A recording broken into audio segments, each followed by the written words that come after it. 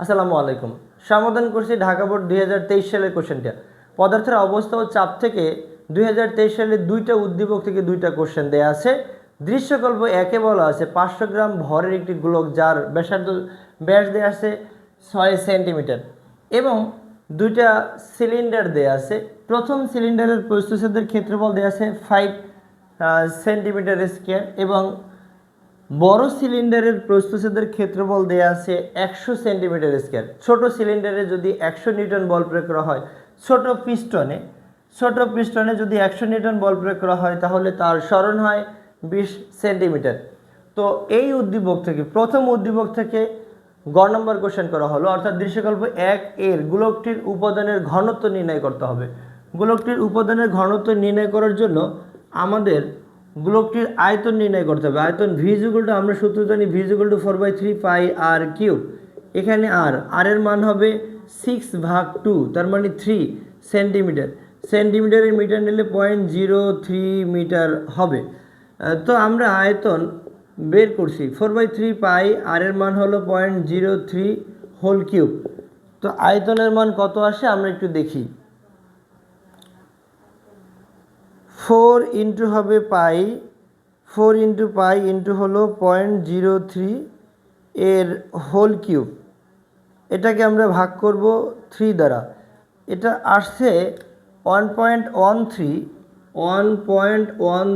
Into 10⁻⁴ metre cube. অর্থাৎ এই গোলকটির আয়তন আমরা পেলাম 1.130 বা 1.13 ইন্টু 10⁻⁴ মিটার কিউব।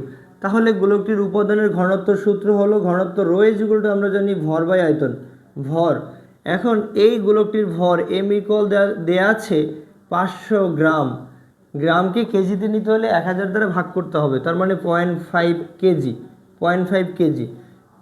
তো 0.5কে যদি আমরা 1.13 ইন্টু 10⁻⁴ দ্বারা ভাগ করি তাহলে গোলকটির উপাদানের ঘনত্ব আমরা বের করতে পারবো। আমরা 0.5কে ভাগ করব 1.13 ইন্টু 10⁻⁴ দ্বারা, 10⁻⁴ দ্বারা উপাদানের ঘনত্ব 4.425 ইন্টু 10⁻⁵ হচ্ছে 10⁻⁵ কেজি পার মিটার কিউব। অর্থাৎ গোলকটির উপাদানের ঘনত্ব হলো 4.425 into 10⁻⁵ KG per metre cube. এই দৃশ্যকল্প 2 হতে দেখাও যে উভয় পিস্টনের কৃতকাজ অপরিবর্তনীয় থাকে। সাধারণত আমরা এটাও এক ধরনের সংরক্ষণশীলতার নীতি।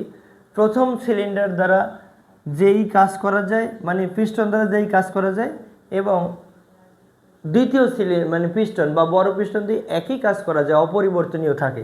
তো আমরা ঘ নম্বর কোশ্চেন সমাধান করছি। ঘ নম্বর কোশ্চেনের ক্ষেত্রে আমাদের F2 এর মান প্রথমে বের করতে হবে। আমরা জানি বা প্যাসকেলের বল বৃদ্ধিকরণ নীতি থেকে আমরা জানি F2/F1 ইকুয়াল হলো A2 বাই হলো A1। আমরা প্রথমেই F2 বের করে রাখবো, A2/A1 ইন্টু হলো F1। তো A2 এর মান আমরা যদি এইখানে জাস্ট প্রস্থচ্ছেদের ক্ষেত্রে বল সেন্টিমিটারকে মিটারে নেই, মানে A2 এর মান তাও মিটারে নিতে হবে, A1 এর মান তাও মিটারে নিতে হবে। তার মানে আবার একই জিনিস দ্বারা ভাগ করলাম, আবার উল্টে দিলে এটা কেটেও যাবে। অর্থাৎ এই উপরেরটাকেও সেন্টিমিটারে নিতে হবে, নিচেরটাকেও সেন্টিমিটারে নিতে হবে। বরঞ্চ না নিয়ে আমরা কিন্তু কেটেও দিতে পারি, একই মান, মানের কোনো পরিবর্তন হবে না। তার মানে আমরা চাইলে এখানে 100 দ্বারা এটার 100 লিখতে পারি এবং A1 মানে এটাকে আমরা শুধু 5 লিখতে পারি। F1 এর মান হচ্ছে 100, তার মানে এখান থেকে 5 কুড়ি 100, এখান থেকে কিন্তু 2000 নিউটন আসে, 2000 নিউটন। যদি আমরা ছোট পিস্টনে 100 নিউটন বল প্রয়োগ করি তাহলে বড় পিস্টনে আমরা ঊর্ধ্বমুখী বল পাবো 2000 নিউটন বল পাবো। আমরা জানি যে ছোট পিস্টনে যদি বল প্রয়োগ করা হয় তাহলে ছোট পিস্টন দ্বারা অপসারিত তরল বড় পিস্টনের অপসারিত তরলের সমান হবে। ছোট পিস্টনের অপসারিত তরল, ছোট পিস্টনের অপসারিত তরল বড় পিস্টনের অপসারিত তরলের সমান হবে। বড় পিস্টনের অপসারিত তরলের সমান হবে। অপসারিত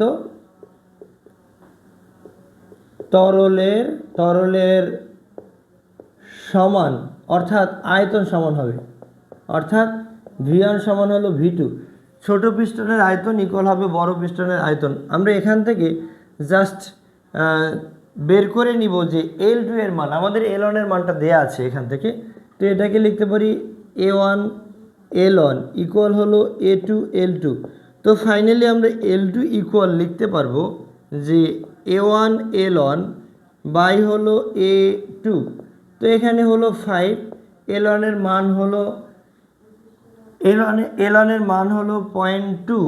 আমরা জাস্ট এটাকে কনভার্ট করব না, এটাকে কনভার্ট করলে উপরে লব হওয়ার কাটাই যাবে, এবং A2 এর মান হলো 100। তো আমরা দেখি যে L2 এর মানটা কত আসে। L2 এর মানটা 5 ইন্টু 0.2 ভাগ হলো 100। তো এখান থেকে এটা আসছে 10 ইনভার্স 2, 10 অর্থাৎ 0.01 বা 1 ইন্টু 10 ইনভার্স 2, এটা আমরা বলতে পারি। তো ছোট পিস্টনের কৃতকাজ আমরা বের করব। ছোট পিস্টনের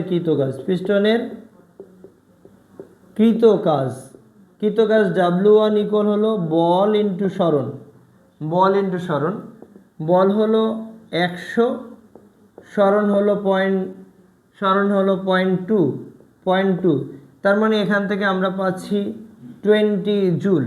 এবারে বড় পিস্টনের কৃতকাজ W2 ইকুয়াল টু হলো F2 ইন্টু হলো L2। F2 এর মান হলো 2000 ইন্টু হলো 0.01। তার মানে এটাও হচ্ছে 20 জুল।